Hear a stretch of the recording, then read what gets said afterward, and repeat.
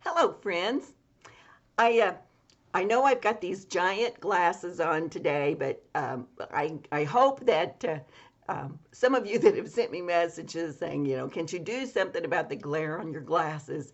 I hope you like these better because they don't have a glare and you can actually see my eyes. So if you don't like these glasses, I'm sorry, I don't know what to do, but I hope you don't send me any messages about the glare because these are much better.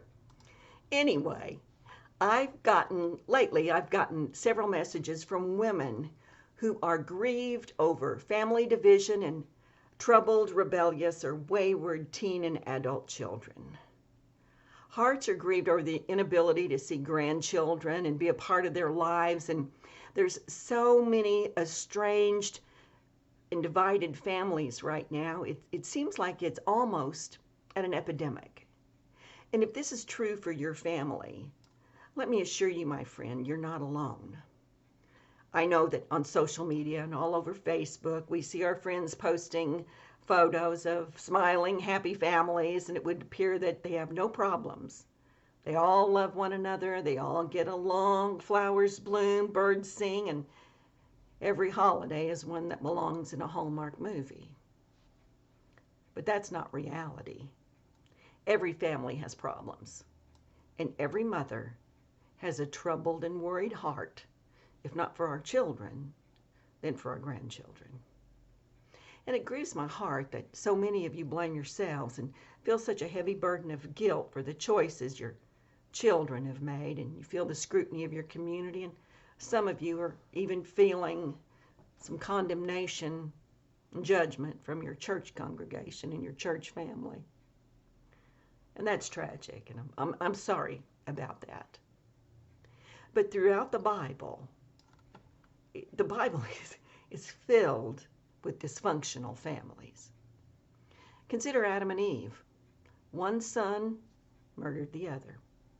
Abraham, his wife Sarah, made him sleep with her handmaid, and then when she got pregnant, Sarah hated her, and finally she made Abraham reject and cast aside the son that he loved, Ishmael, and it broke his heart.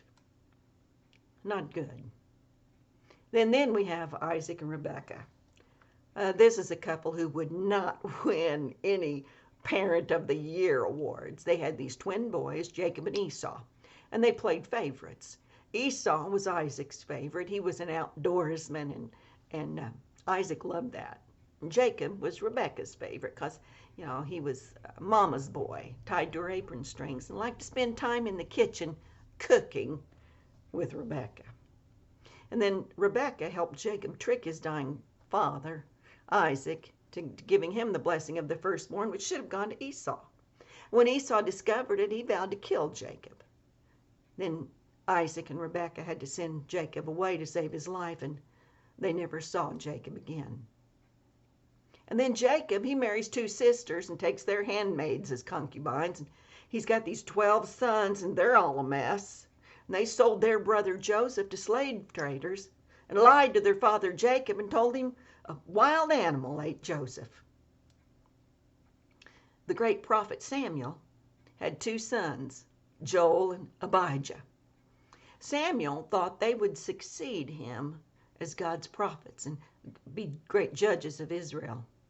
But they were perverted when they delivered justice. And they took bribes. Samuel's sons were corrupt. And then the ultimate dysfunctional family belonged to King David. His family would shock even Dr. Phil and Jerry Springer. His firstborn son, Amnon, raped David's daughter, his half-sister, raped her. Then his second-born son, Absalom, killed Amnon. Then Absalom tried to overthrow David's throne, and he even slept with one of David's wives. And then we all know David's son Solomon. Oh, well, he was one of the wisest men that ever lived, but he was an ultimate sleazebag womanizer, 700 wives and 300 concubines. David's family was a mess. And even Jesus had a troubled family. When Jesus was 12, his family traveled almost 100 miles from their hometown of Nazareth to Jerusalem. And then on the way back, well, they had traveled for over a day before they realized they had left Jesus behind. He wasn't even with them. That's like leaving your child at the gas station. Mary and Joseph, we think of them as the perfect mother and dad. They didn't even realize their oldest child wasn't in the group. And Jesus' own brothers didn't believe he was the Messiah. Jesus didn't leave his home and begin his ministry until he was 30 years old. So his brothers would have grown up with him, ate with him, lived as a family with him. Of course, brothers, they fight and they quarrel, and they probably fought and quarreled with Jesus. And they must have known the story of his conception and his birth from their mother, and how they must have mocked and laughed in their unbelief.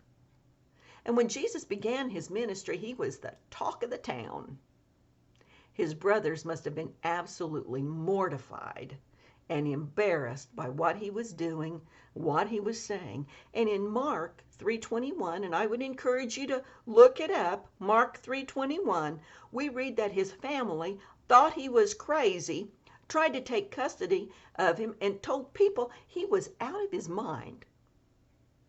Can you imagine how grieved, heartbroken, and worried Mary must have been over all of her children?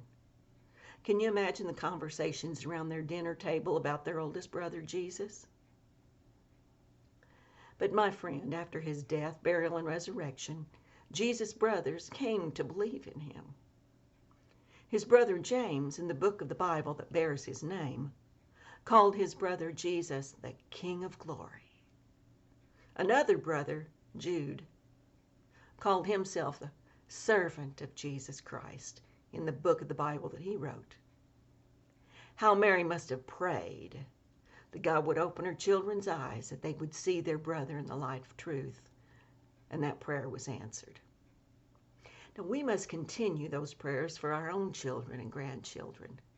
May the God of mercy and grace open their eyes to the truth of Jesus Christ that leads to salvation. May he bring the prodigals back home. May divisions be healed and families restored. In Jesus' name. Be blessed, my friends. Until the next time.